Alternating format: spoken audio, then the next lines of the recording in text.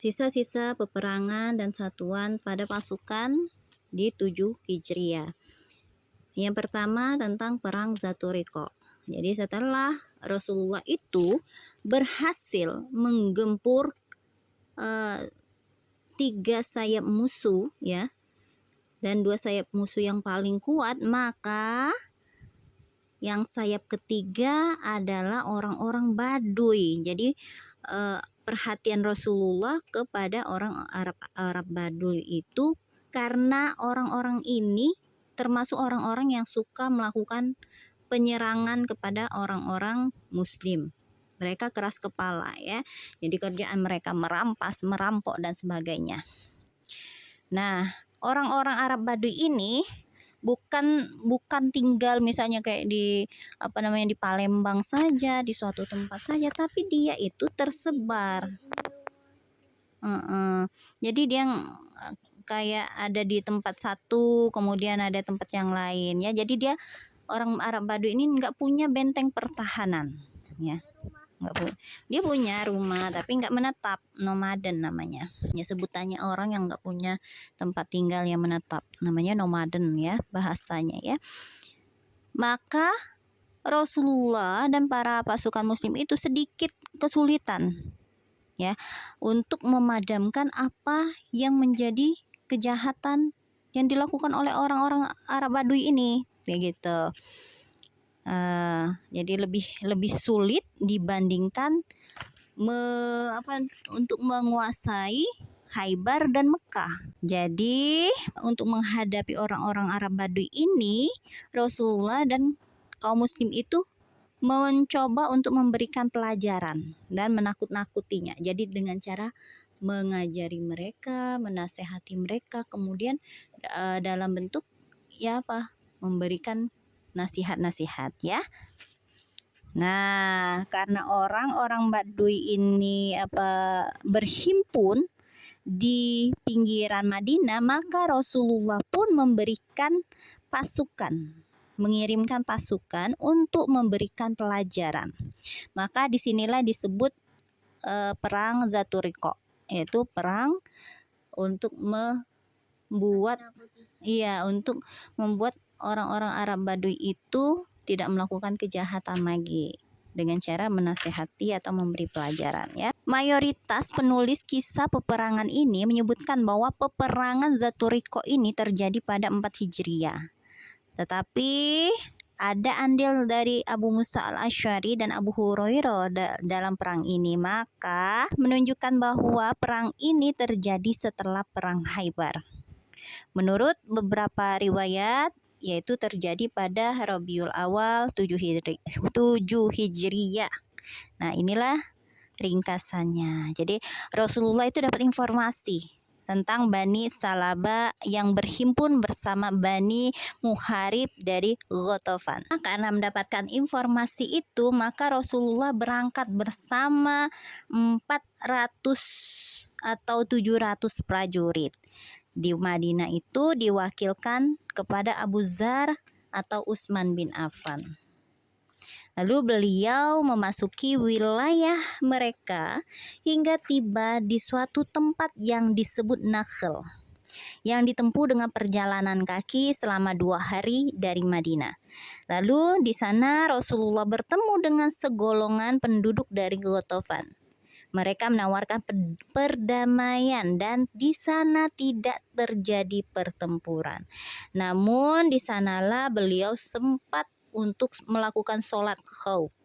Ya, sholat khauf. Biasanya sholat khauf itu sholat yang dilakukan pada saat perperangan ya. Dalam riwayat Al-Bukhari dari Abu Musa al-Asy'ari, dia berkata, kami keluar bersama Rasulullah Sallallahu Alaihi Wasallam. Kata Abu Musa al-Asy'ari, kami berjumlah 6 orang dan di tengah kami ada seekor unta. Kami berjalan di belakang unta itu hingga kaki kami pecah-pecah. Begitu pula kakiku hingga kuku kakiku terkelupas.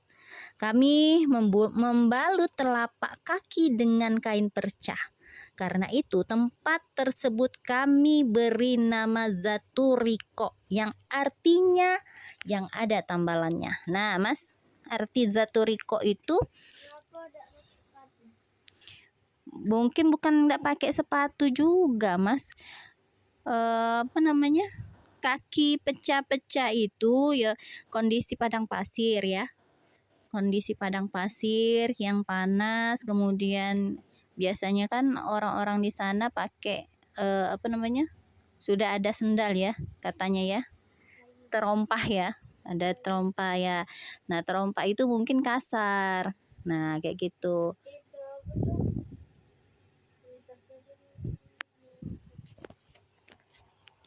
Nah, hingga membuat kaki Abu Musa al-Asy'ari tadi, kuku kakinya terkelupas dan pecah-pecah.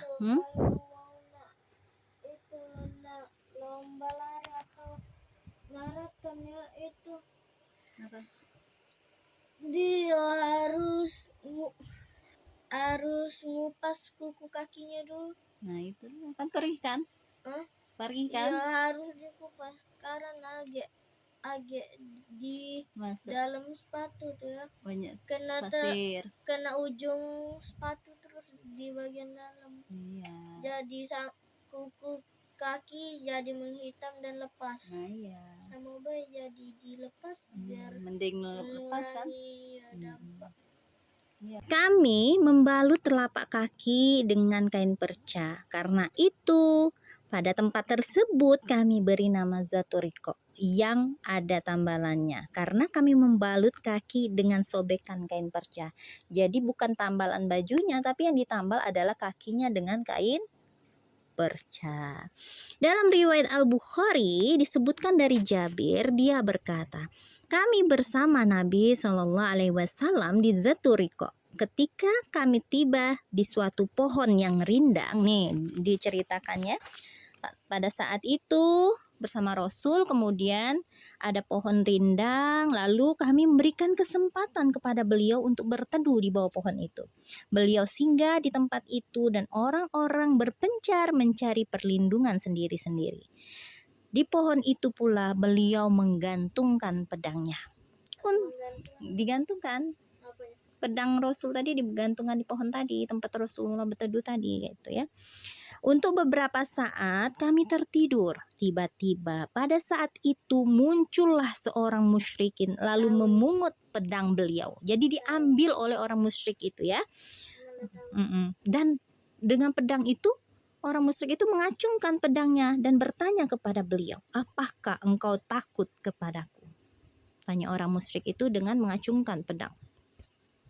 Tidak, jawab Rasul. Ditanya 3 kali. Iya ya. Siapa yang bisa menghalangimu dari tindakanku? Katanya siapa yang bisa melindungi maksudnya Iya, melindungi aku kalau aku menyerang kamu, ngomong pada Rasulullah. Iya. Tanya orang itu sekali lagi. Allah ya. Allah. Jabir menuturkan, kemudian Rasulullah Shallallahu Alaihi Wasallam memanggil kami. Kami pun berdatangan ya.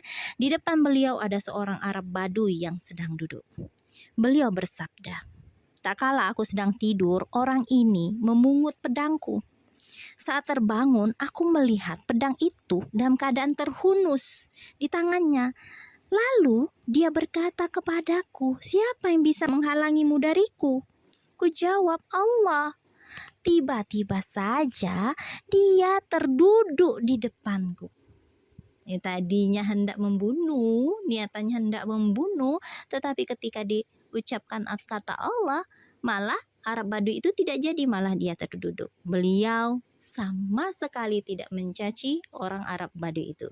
Jadi Rasulullah tidak mau ngapa puluh enggak ya, tapi iya, dibiarkannya saja Arab Baduy itu menenangkan dirinya, kemudian duduk. Sebenarnya nggak nyangka. Ya mungkin dipikirnya, wah pelindungnya Allah. Allah tuh orang Arab Baduy, dia kan agak pemikirannya agak kolot ya.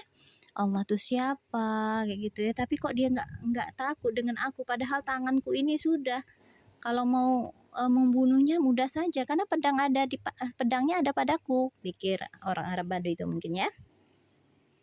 Dalam suatu riwayat disebutkan bahwa beliau sholat 2 rakaat bersama sekumpulan orang muslim. Kemudian mereka mundur dan gantian sekumpulan orang muslim lain yang sholat bersama beliau. Jadi beliau sholat 4 rakaat sedangkan orang muslim hanya 2 rakaat. Jadi itu Mas ya, ketika sholat khauf itu atau dalam peperangan ya, jadi imamnya tetap 4 rakaat. Dalam riwayat Abu Awana disebutkan pedang beliau jatuh dari tangan orang musyrik itu. Lalu beliau memungutnya seraya berkata memungut ya, diambil oleh Rasulullah, lalu beliau memungutnya seraya bertanya kepadanya, siapakah yang menghalangimu dariku? Dibalikan pertanyaan orang Arab Baduy itu. Kalau aku yang bisa menghalangi membunuhku, kata Mas Rasulullah, adalah Allah. Jawabnya Rasulullah. Ya. Nah, jadi orang itu menjawab, jadilah sebaik-baik orang yang menjatuhkan hukuman. Itu orang-orang Arab Baduy itu menjawab seperti itu. Lalu beliau bersabda, kalau begitu, bersaksilah bahwa tiada ilah selain Allah dan bahwa aku adalah Rasul Allah. Cuman itu. Dia orang Arab Baduy itu ketika ditanya, siapa sih yang bisa menghalangimu dariku? Aku sebenarnya bisa juga membunuhmu, tapi siapa yang bisa menghalangi aku membunuhmu, katanya. Takut ternyata orang Arab Baduy itu, katanya, jadilah sebaik-baik orang yang menjatuhkan hukuman. Artinya kalau kamu mau membunuhku, jadilah pembunuh yang baik atau memberikan hukuman yang lebih baik, katanya itu. Bukan membunuh tapi berilah yang baik, kayak gitu ya. Maksudnya ya, beliau bersabda, kalau begitu bersaksilah bahwa tiada ilah selain Allah dan aku adalah Rasul Allah, katanya. Cuman itu saja. Aku, ini kata orang Arab Baduy tadi, aku berjanji kepadamu untuk tidak memusuhimu dan tidak akan bergabung bersama orang yang memusuhimu. Ini janji orang Arab Baduy. Lalu Rasulullah pun melepaskan orang itu. Setelah tiba di tengah kaumnya, dia berkata kepada kaumnya tadi, baru saja aku datang dari orang yang paling baik. Jadi yang permintaan orang Arab Baduy itu jadilah sebaik-baik orang yang menjatuhkan hukuman adalah pemberian maaf, pembebasan terhadap orang-orang Arab Baduy tadi. Dan alhasil apa? Orang-orang Arab Baduy itu menyebarkan bahwa yang Rasulullah itu sebenarnya adalah orang yang paling baik, kayak gitu. Dalam riwayat Al-Bukhari, Musaddad berkata dari Abu Awana, dari Abu Bishr, nama orang musyrik tadi, Mas, namanya Ghaurat bin Al-Haris. Menurut Ibnu Hajar disebutkan dalam riwayat Al-Waqidi tentang latar belakang kisah ini, bahwa nama orang Arab Baduy itu adalah Dutsur, yang kemudian dia masuk Islam.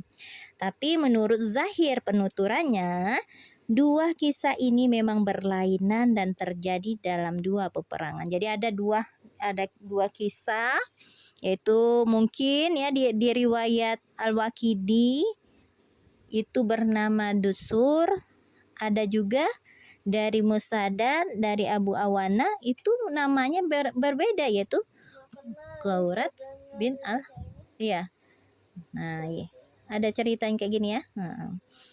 Iya, ini biasanya cerita-cerita yang populer ya. Ghaurat bin Al-Haris. Dalam perjalanan pulang Rasulullah dan kaum muslimin dari Zaturiko tadi, mereka menawan seorang wanita dari kaum musyrik. Lalu suaminya